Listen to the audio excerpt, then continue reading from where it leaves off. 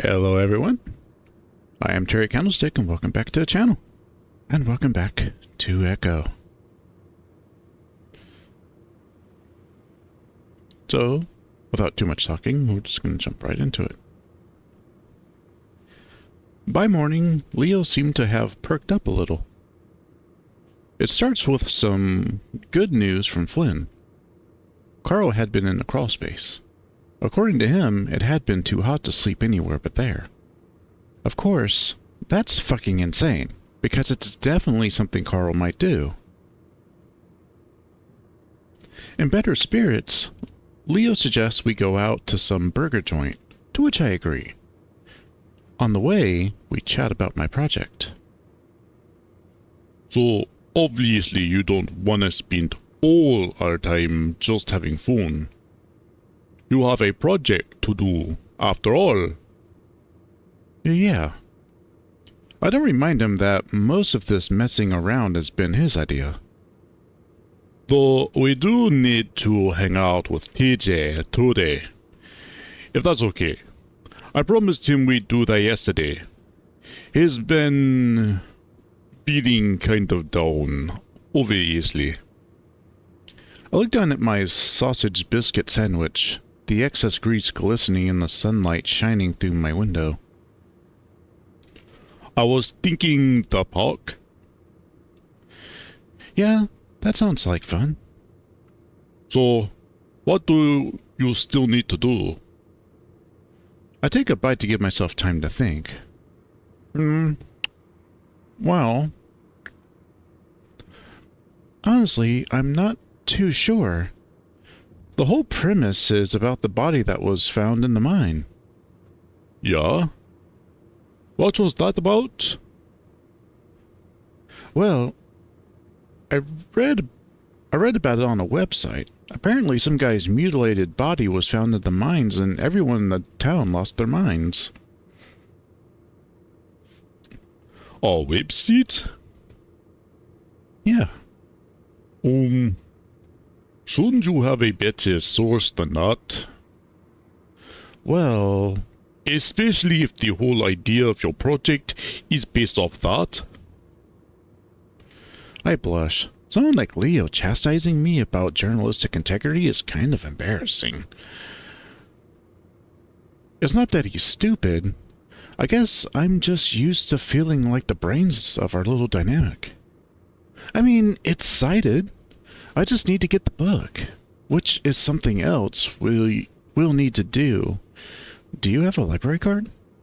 No. Wow, surprising. But I could sign up for one. Leo nudges me. Don't be bitter. I just want you to do a good job.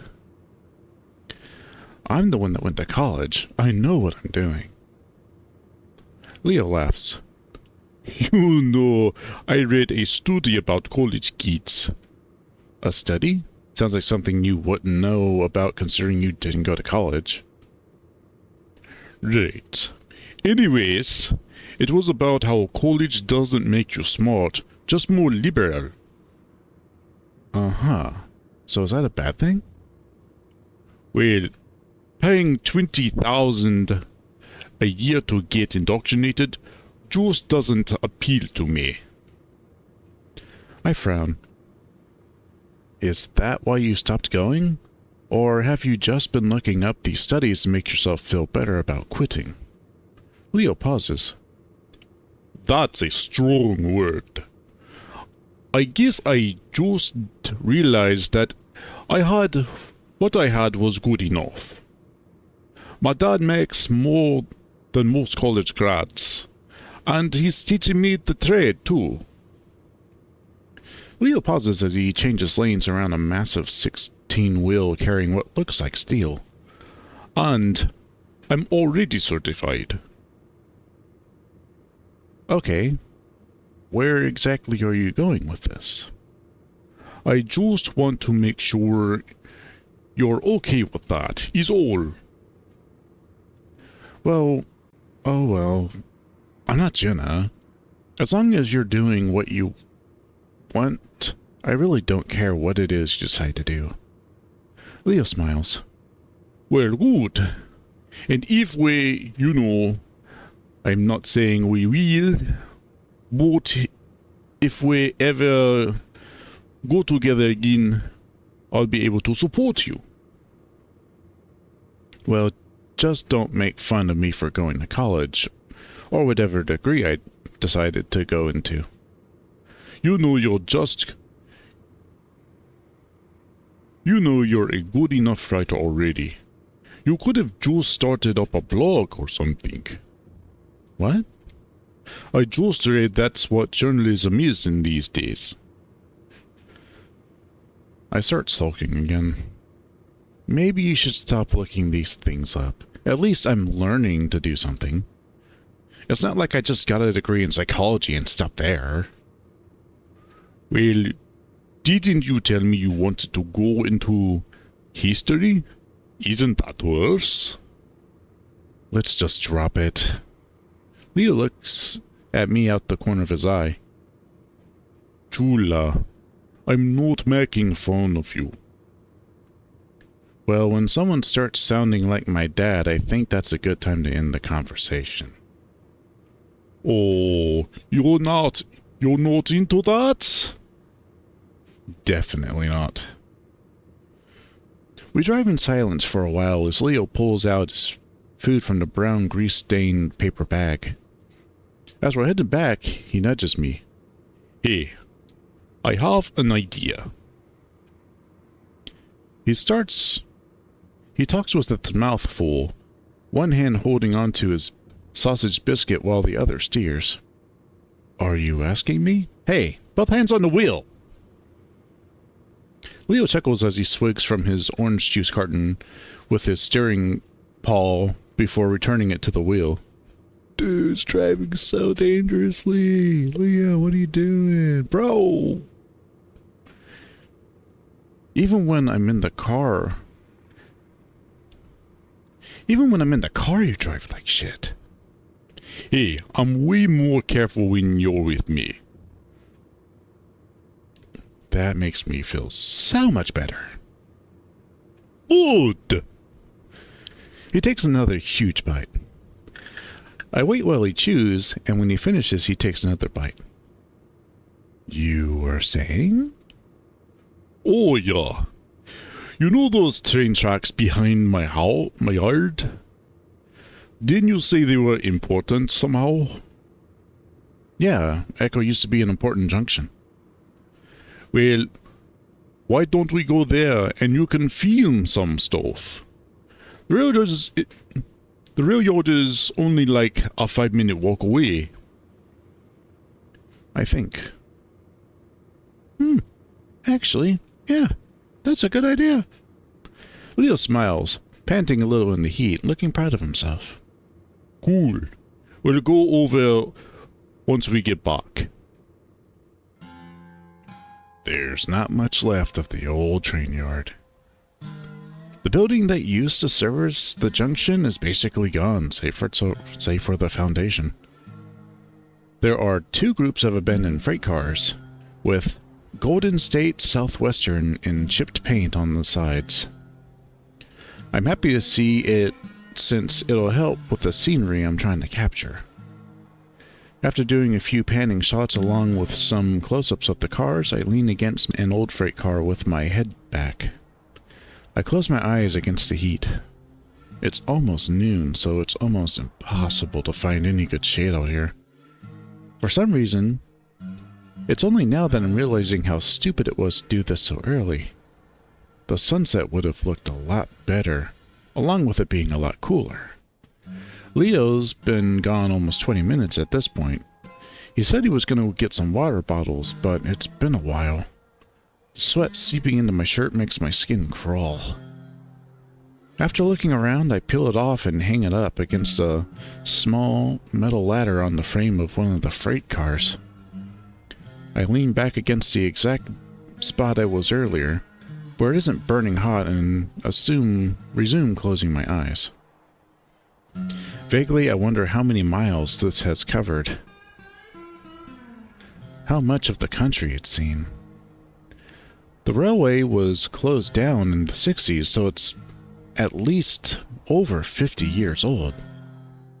Unless they're just using Echo as a dump for unwanted train cars and left them here recently. A lot older than I am, there's something weirdly comforting about leaning against something that's been through so much. Almost reassuring. It's like swimming in an old river or lake that's been around for millions of years. Something brief connected to things that are permanent. I hear rustling through the grass on the other side of the car, but I keep my eyes closed. Leo, I think I'm gonna die. I'm not built for this heat. I wait, but he doesn't say anything. Leo? The rustling starts up again, a long, slow drag through the dry vegetation. This time it sounds like it's coming from under the train. Leo? I finally open my eyes and step away from the car, turning around to look at it like I can see through it. What are you doing? Obviously trying to scare me. Leo was never as subtle as Jenna, but he did his fair share of at least trying. I lean over to look under the car, glaring. You know, if you're trying... I met with the emptiness under the car, just dirt, dead grass, and rusted rails. Was it some kind of animal? It sounded pretty big to be... Toss! Fuck! A heavy paw slams on my shoulder, and I jump as Leo shouts right next to my head. I stumble forward, but he grabs me up, laughing. Holy shit! I've never seen you jump that hard before. Normally I'd be pissed, but that build-up just had me glad it was Leo. How the hell did you do that? Do what? That whole setup you did. Well, you see, first I take my hand and slap it on your shoulder. No. The whole walking around behind me and making that dragging sound under the car. Oh? Leo looks confused. I frown. I guess it would have been kind of impossible for someone Leo's size to sneak around like that without me seeing him. Did you hear something? Leo mimics my earlier position and bends over to look under the train. Yeah, but there wasn't anything there. I thought you were trying to scare me. Well, I was, but I didn't do that. Probably some animal or something. There's a lot of weird wildlife out here, you know. He stands up. That would have been a good idea, though. It sounded really heavy, like a person. Could have been. You know, a lot of weirder people come around here. Like come here to get drunk, or high, or whatever. Sounds fun. I must still look a little unnerved because Leo sets a hand on my shoulder.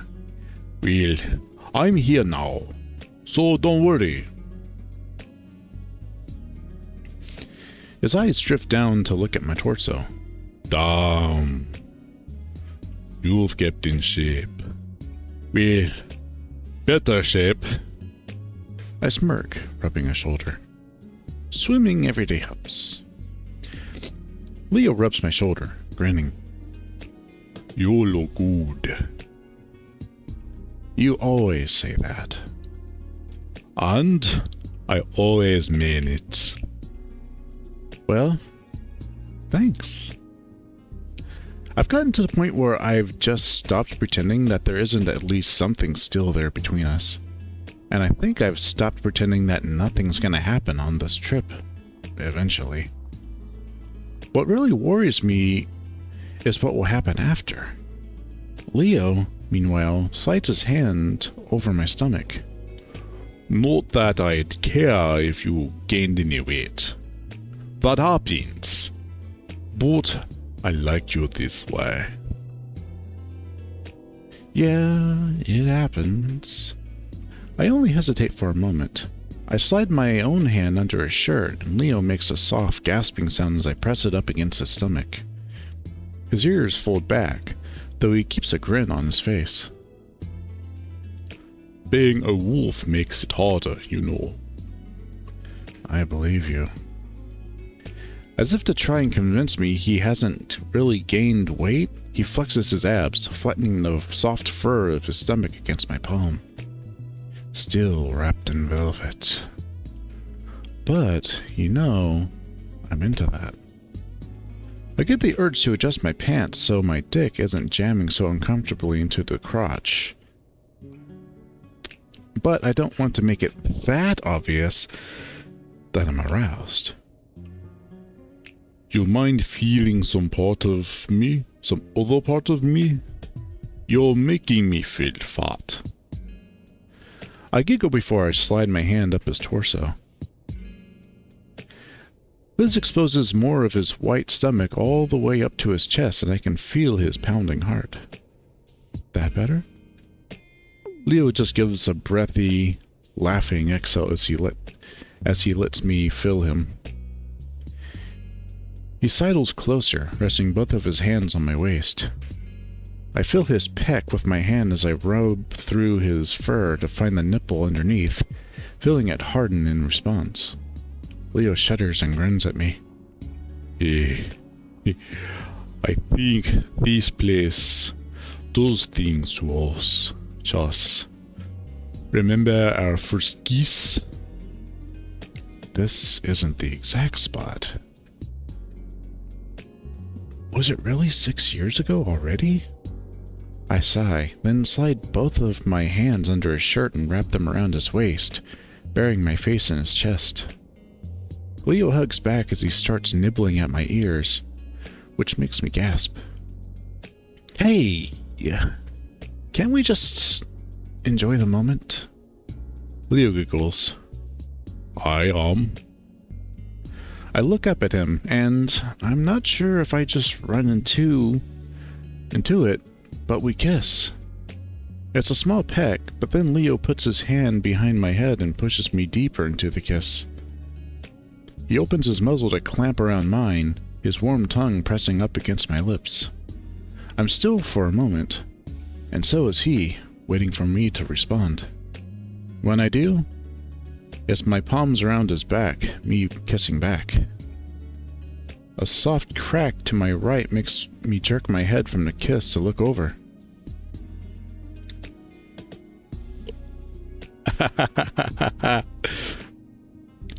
Kudzu's standing there, his arms folded. Leo coughs in surprise, pulling back as well and wiping his muzzle. Oh, Kudzu, what's up? The Dragoon's expression is hard to read as usual, but I see the corner of his muzzle quirk up after a while. Not much. What's up with you? Oh, you know, stuff. Leo laughs, and finally, Kudzu smiles. Hey, Kudzu. I speak up, feeling awkward staying silent after Kudzu caught us like that. He nods in my direction. Chase. So what were you guys really doing out here? It seems like kind of a dumpy place to be doing that. I blush, but turn and point to my camera bag still sitting inside the opening of a car. I was filming for my project. This place is important to Echo's history. I see. We could ask you the same thing. Well, I'm not exactly doing that, am I? Anyway, I just take walks sometimes on my days off. In the middle of the day? Usually. He narrows his eyes at me, clearly thinking I'm suspicious about something, so I quickly add, I mean, it just gets so hot out here at this time of day. I'd die. Kudzu shrugs his shoulders nonchalantly. I don't know. I go for walks a lot. That's what I was doing last night when I found you two. Hey, thanks for stepping in last night. That could have ended badly. Kudzu shrugs again. It would have. Had to do something, didn't I? Well, we appreciate it. Leo wraps an arm around me and hugs. So, how was he when he came to last night? Pissed, obviously. He always is. But he said some things last night. You should stay away from him for a while. Kudzu's normally placid face shows some concern for the first time. What? What? He said he was going to kill me? Leo says it lightly, like it's not a big deal. Among other things. His eyes flick to me. I give a start. What? Whoa, wait. Did he say some shit about us? Leo's heckles rise, and I can see him starting to bare his teeth. Again, it was on something last night. He might not even remember it. But I'm just warning you to be careful around him from now on. Kudzu looks back at Leo. Don't provoke him. I wouldn't if he wasn't such a fucking asshat. Just ignore him. I swear to God, if he talked about doing shit to Jess. His grip tightens on even more around me. Hey, I'll be gone in a few days. Don't worry about me. I am worried about you. I'm just getting really tired of that meth skeleton messing with everything I do. And if he fucking tries anything with you, Leo. The air is tense, and I can feel Leo growling deep in his throat. Wanting to change the subject, I speak up. Hey, Kudzu. You know, we were gonna go out to the park and hang out. Did you want to come? Thanks, but I'm good.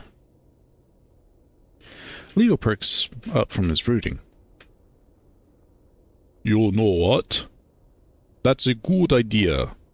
We were going to play some soccer, but there's only gonna be 3 of us. You could help even it out. Kudzu thinks. Well, I suppose I could use a workout. Ah, you're just like TJ. I think you guys will get along great. I don't really see TJ and Kudzu getting along just because they're fitness conscious. They're practically day and night. Well, we're heading out right now. You gonna come? Kudzu hesitates for a second longer before he nods his head in a quick jerk. All right. Hey, why not? And with that, I gather up my equipment and we head back to Leo's house. It's not surprising that Echo hardly has an inch of flat grass in the entire town. Leo says they're planning to lay down sod next to the lake when the area is further developed, but as of now, we have to settle for a park near Peyton. It's a plain stretch of grass, usually used for youth soccer games. In fact, I can remember when I was part of that same organization, back when my stubby legs didn't matter as much. Of course, after a few years, it became clear that, being an otter, I wasn't built for the sport. That's when I took up swimming, of course. But then I realized that I wasn't really great at that either. Of course, I could outswim any non-aquatic, but when it came to the other otters, I was pretty much bottom of the barrel. As we drive, TJ sighs next to me. I look over at him, and he's got his elbow against the armrest, staring out the window as we pull into the empty parking lot. Everything alright? TJ's ears perk and he looks over at me, clearly forcing a smile. Oh, of course. You don't seem that way. What's up? I lean closer to him. Leo's talking to Kudzu in the front, so we have some amount of privacy. TJ looks down at his lap for a moment, then just shrugs. I think it's pretty obvious, Chase. This whole trip has been pretty bad. I'm about to counter that it hasn't been that bad, but he goes on.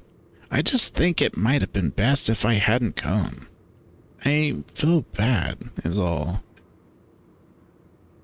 The way he tries not to frown, but does anyway, is both heartbreaking and adorable at the same time. I automatically rest a paw on his shoulder reassuringly. Stuff happens, right? We came here to have fun, and that's what we're gonna do right now. Yeah, it just feels that I feel bad for everyone else. What happened yesterday? I think it affected everyone. No way. I had a great time with Leo yesterday. Wasn't sad at all. I realized that statement makes me look like a total asshat, but TJ just nods as Leo parks the car. We're here.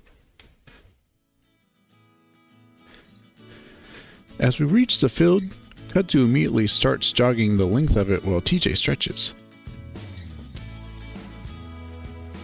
I stand there awkwardly for a second, not really sure if I should join them since that felt a little overboard for something so casual. At least, I hope it's casual. Leo rests the soccer ball against his hip as he joins me. Hey, they're so eager, huh? Apparently. Well, it's not a bad idea. Don't want to pull anything. So me and Leo do a few awkward stretches before the other two join us in the middle of the field. So, time to pick teams. There's only 4 of us. Shouldn't be too hard. You wanna pick? Kudzu looks between us before his eyes settle on me. Chess. Oh, okay. Probably best to keep the lovers off the same team to avoid distraction. I at least want a little bit of a challenge.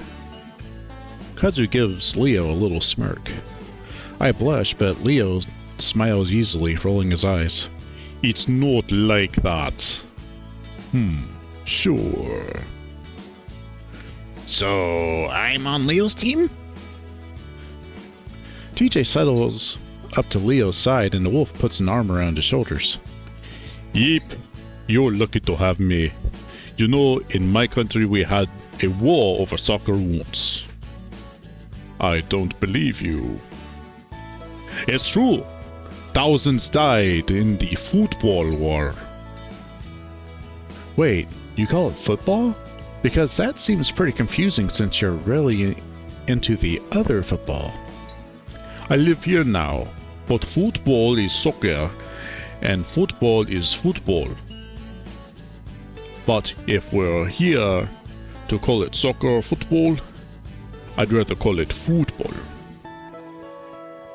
Wait, what? Oh, chica, let's just start. Kudzu looks around. Since there's so few of us, why don't we just play half-filled? Grab a few rocks to mark the goal. After that's done, we start playing around, and for me, it's pretty much a disaster. TJ, of course, dominates all of us. He dodges around me with ease, making me look like an idiot as I spin around trying to catch him, falling on my ass more than once. Kudzu is able to hold his own for the most part, but TJ gets it past him without much difficulty. I think the lynx realizes how badly he's beating us after a while and starts to ease off. He passes it to Leo more often and only really steps in when we get near the goal. Leo, well, Big, is slow as hell, and I actually managed to steal the ball from him a few times. I also think it's because he's not taking this seriously at all, because he keeps laughing and slapping me with his tail when I run past. It's just for flirting. Good boy, Leo. Good boy. At one point, with the score at like 7-0, I managed to get near the goal. TJ jogs in as I kick the ball clumsily, and it's so clear that he misses on purpose that everyone busts out laughing as it rolls into the net. TJ frowns. What? That was a great kick, Chase! I lean over, resting my hands on my knees as I gasp for breath. If you're gonna let me score, you have to make it look more convincing than that, man. Also, I'm not 5. I can handle getting my ass kicked. TJ's so cute. After a while, we switch up teams, with TJ on my side and Kudzu and Leo on the other. It's a bit more even after that, with me being TJ's handicap and all. After about half an hour, we call it quits and head back to the parking lot where Leo throws us water bottles. I wet my face as I sit on one of the parking blocks.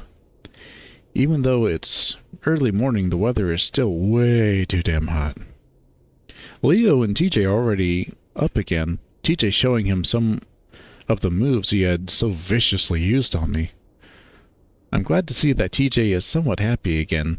His ears are up and he's smiling as he runs circles around Leo. Hey, how am I supposed to learn anything if you're just using them on me? Just trying to make me look dumb, eh? Sorry. Alright, first thing you need to do. I noticed Kudzu standing a few feet away, watching along with me. So I guess you've known Leo since you moved to Echo? Kudzu looks over at me before leaning back against Leo's fan. Yeah, he saw me moving in and suggested on helping, so that's how I met him. Sounds like Leo. Kudzu takes a swig from his water bottle. He's a good guy. He's a good guy. Definitely. So you used to live here, right? In Peyton? Unfortunately. I guess Leo told you. Yeah. I also remember Leo saying that some bad things happened in the city for the raccoon, so I wonder if I should press or not. Hey, sorry if it seems like I was making fun of your name a few days ago. It's a cool name, just different, you know? Kudzu smirks. No, I know it's weird. You just caught me at a bad time, is all. I spread my legs out, sighing as my knees pop. Ugh, I'm not built for running around. Well, yeah, you're built for swimming. I raise my eyebrows at his bluntness. I'm not really a specious... It's not really a specious thing to say, but most people often don't point out a species aptitude. Well, I guess I wonder why you'd move to Echo. It's such a dump. Kudzu's silent for a while. In the meantime, we watch Leo fall on his ass after TJ kicks the ball between his legs. People. Huh? People are the reason I left Peyton. Oh. Peyton is technically a small city with just 70,000 people. Compared to Pueblo, that's nothing. The more people there are, the worse it is. It's the same anywhere. Oh, okay. Kudzu goes on. Sure, in Echo there's 100 shitty people, but in Peyton there's 50,000 of them. I prefer Echo.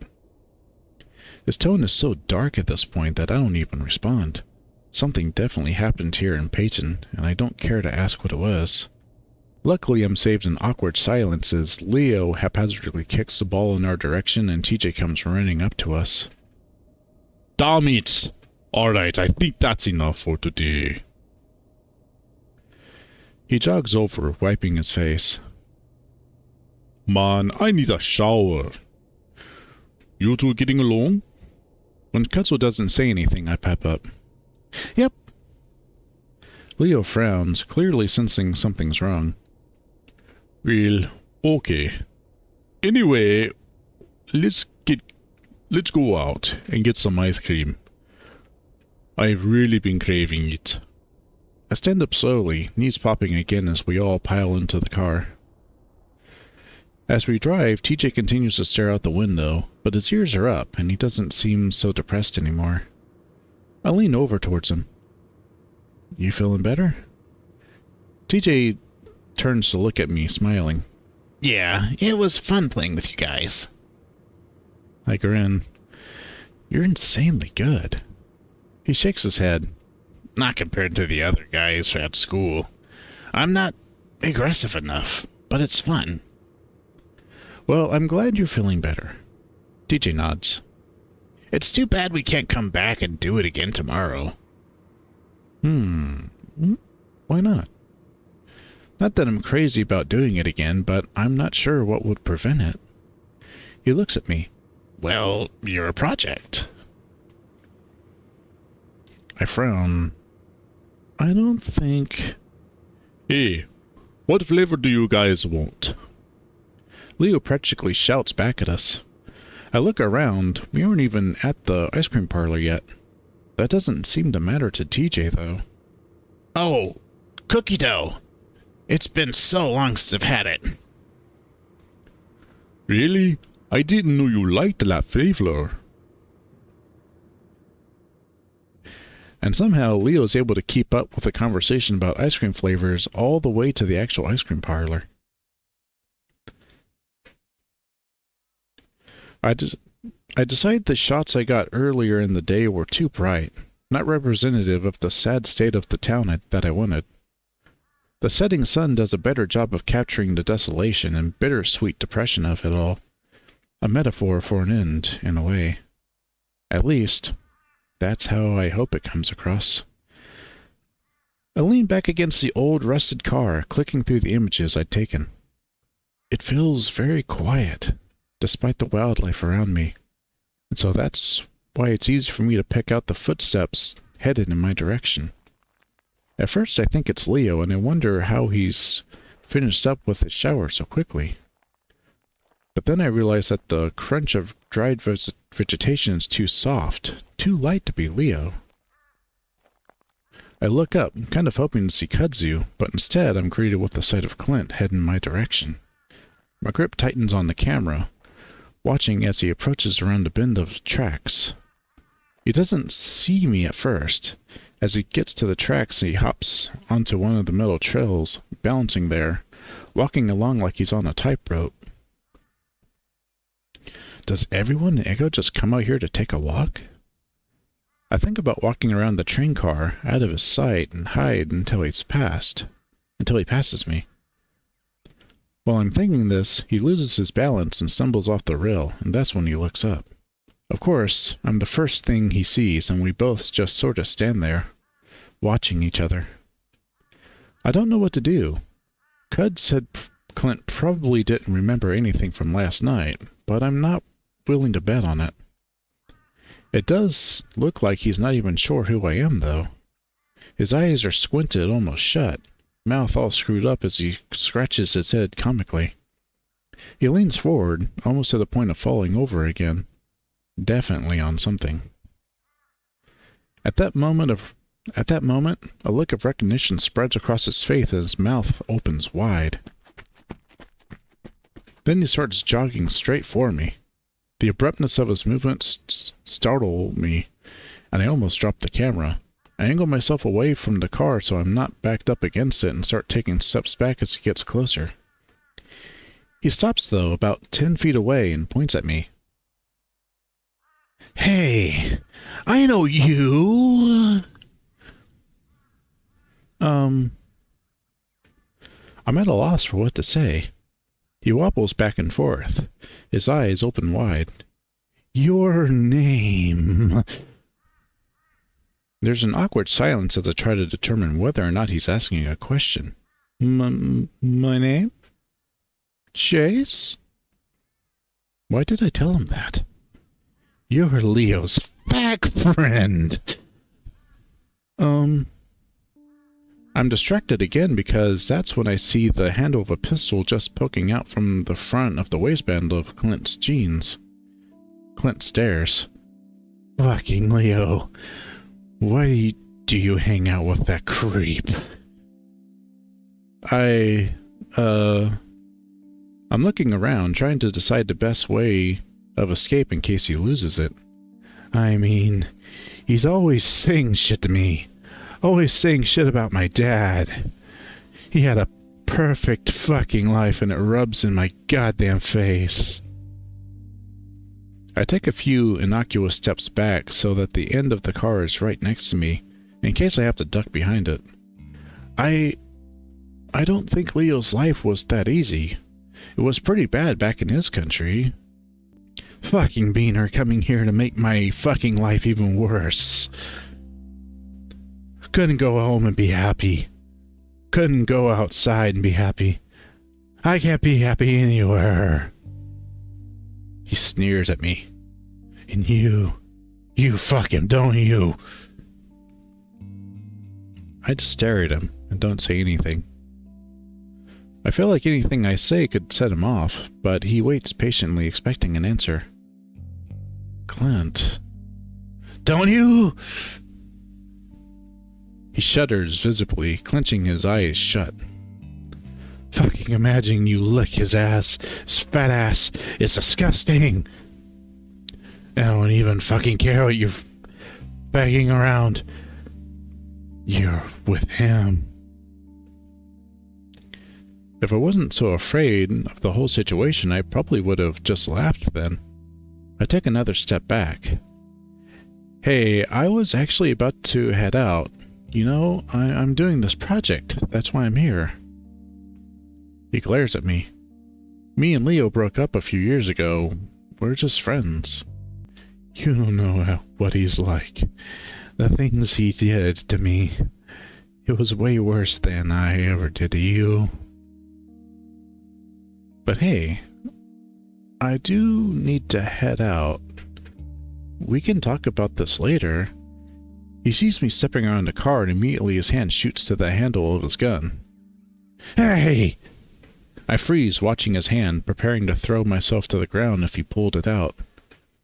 At the same time, I'm praying that he'll shoot his dick off, if he does. He glares at me. What the hell are you even doing out here anyway? With shaking hands, I point to the camera around my neck.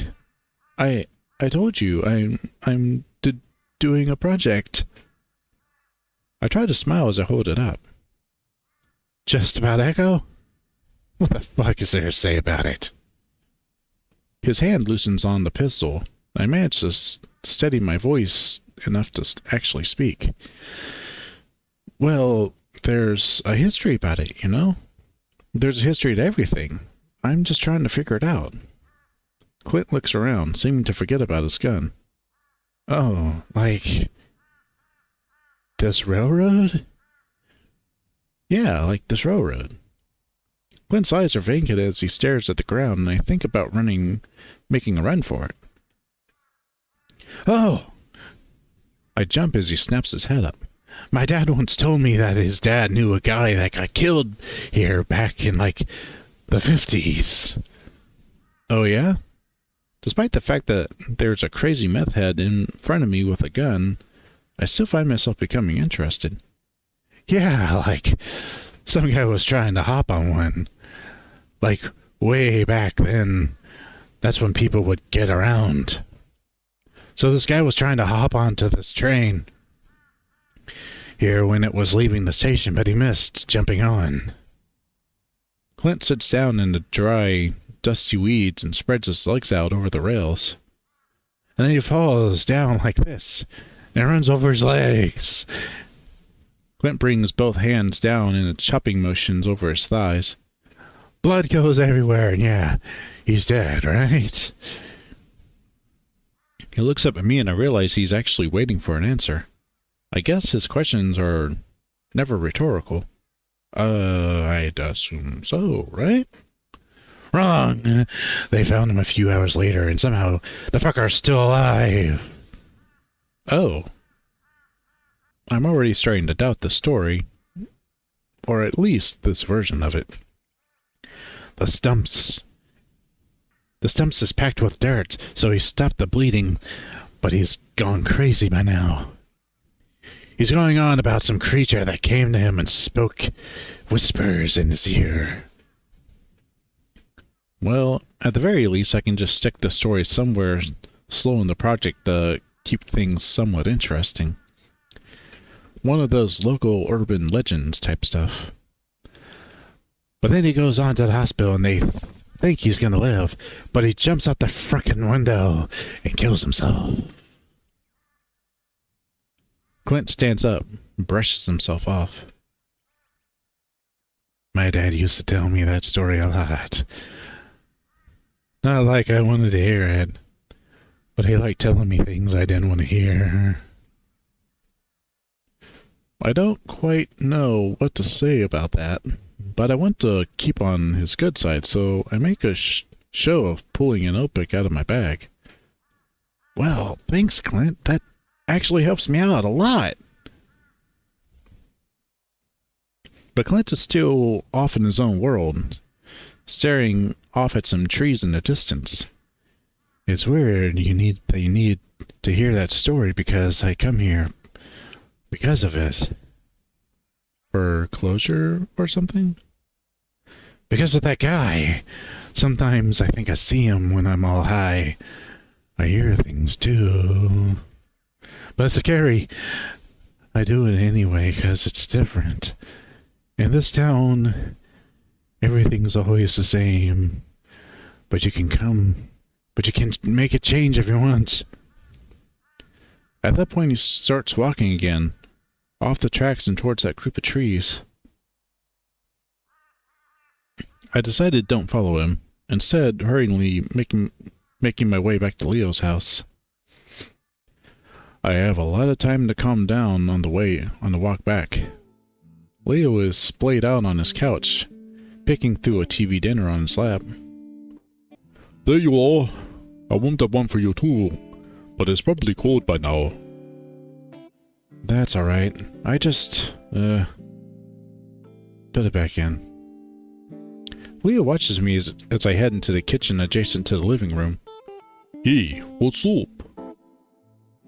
My dinner is sitting on the stovetop, and I make an effort not to wrinkle my nose at the sculpted rib meat covered in barbecue sauce.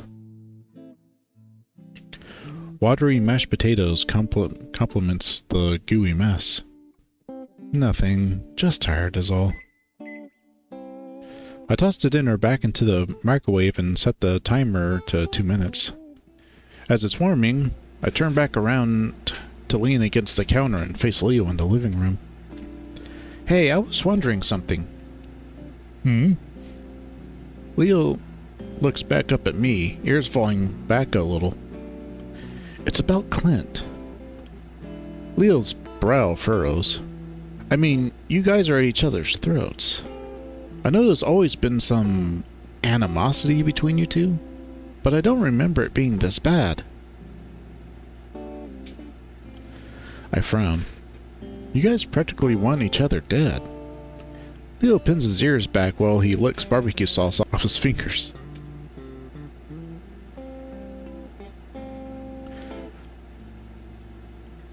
I don't really know, Chas.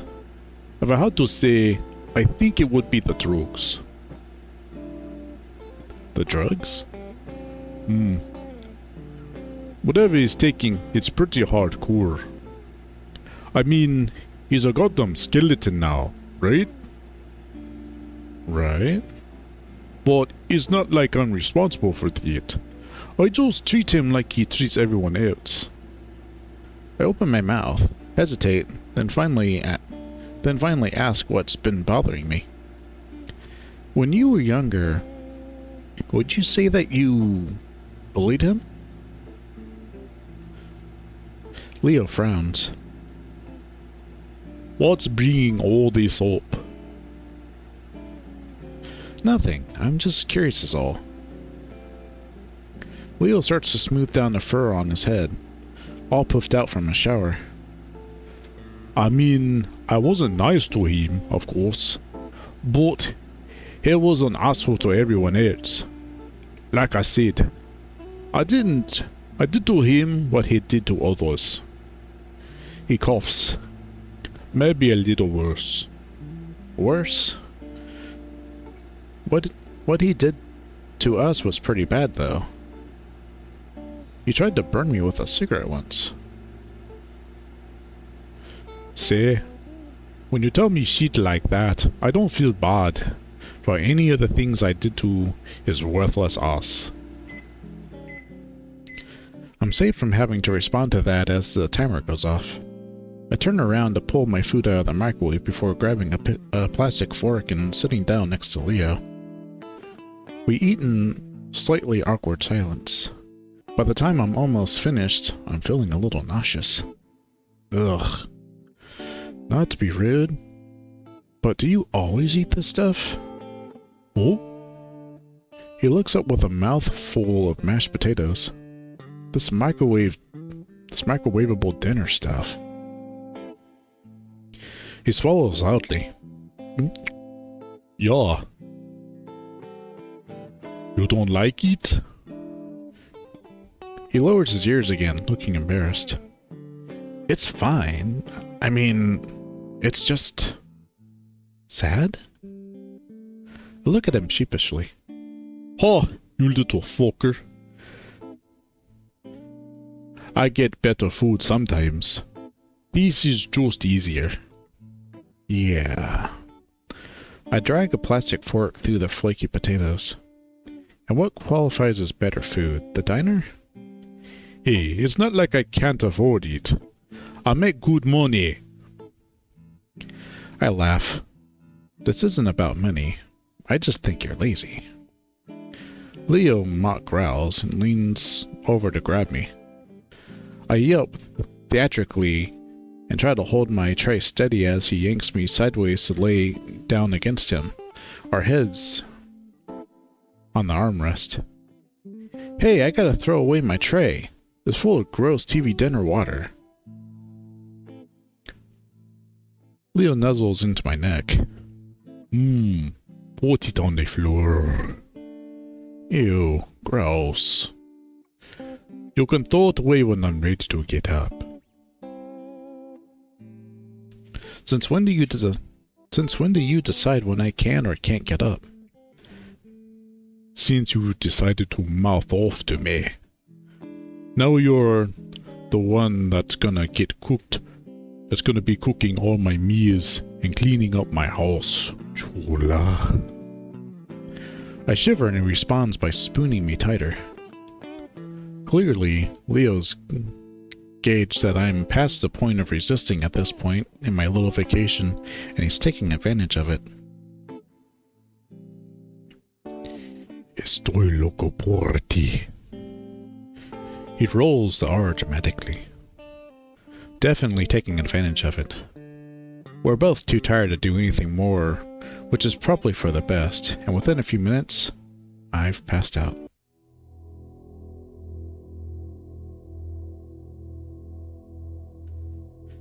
Friday. So that was an interesting little thing with Clint. Yeah, he probably didn't remember anything about the day before. But everything that he had done and all the hate he wanted to spew on the Chase and maybe hurt him, all that seems to have just gone right by the wayside. Completely forgot all about it. But it kind of seems like we're seeing a dark side of Leo. It's kind of a dangerous side to him, or at least, you know, we're beginning to see what everyone else is seeing. Flynn sees and tried to warn us about, or warn Chase about. But yeah, pretty much everyone's kind of giving a hint to Chase that Leo's not a good guy. That he could be dangerous. Even Kudzu is like, dude, stop bullying him. Why you pick on him so much? Stop it. You're going to make stuff worse. And Leo doesn't seem to pick up that he's kind of a douchebag. So we'll get to see how things go.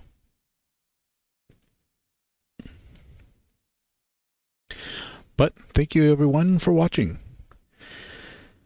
And we'll see how this continues next time on Echo. I'll see you then. Bye.